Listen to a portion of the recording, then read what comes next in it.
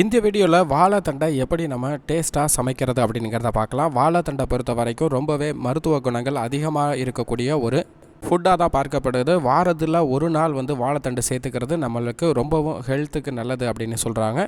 அதுக்கு வாழைத்தண்டை குட்டி குட்டியாக நறுக்கி வச்சுக்குவோம். அதுக்கு முன்னாடி எண்ணெயில் வெங்காயம், கருவேப்பிள்ளை, பச்சை மிளகாய் எல்லாத்தையும் நல்லா வதக்கிக்கலாம். வதக்கினதுக்கப்புறம் நல்லா ரோஸ்ட் கலரில் மாறினதுக்கப்புறம் நீங்கள் இந்த கட் பண்ணி வச்சுருக்க வாழைத்தண்டை அதில் அள்ளி போடுங்க. வாழைத்தண்டை அள்ளி போடுறதுக்கு முன்னாடி இந்த வாழைத்தண்டுக்குள்ளே சேர்க்கக்கூடிய பருப்பை கழுவி வச்சுக்கலாம். இப்போ கழுவி வச்சுருக்க பருப்பை வாழைத்தண்டை நல்லா சுற்றிலும் பரவி விட்டுட்டு நடுவில் ஒரு குழி மாதிரி ரெடி பண்ணி அந்த குழிக்குள்ளே இந்த பருப்பை அப்படியே வைங்க.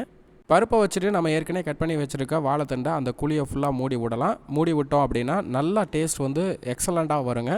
பொதுவாக பருப்பு வேகிறதுக்கு ரொம்ப நேரம் ஆகும்னு சொல்லுவாங்க. வாழைத்தண்டோட வேகும்போது ரொம்ப சூப்பராக சாஃப்டாக வெந்திருக்கும். டேஸ்ட்டும் அல்டிமேட்டாக இருக்கும். உப்பை ஆட் பண்ணிக்கோங்க. நல்லா தண்ணியை ஊற்றி கொதிக்க வச்சோம் அப்படின்னா சூப்பரான சுவையான டேஸ்டான வாழைத்தண்டு ரெடி.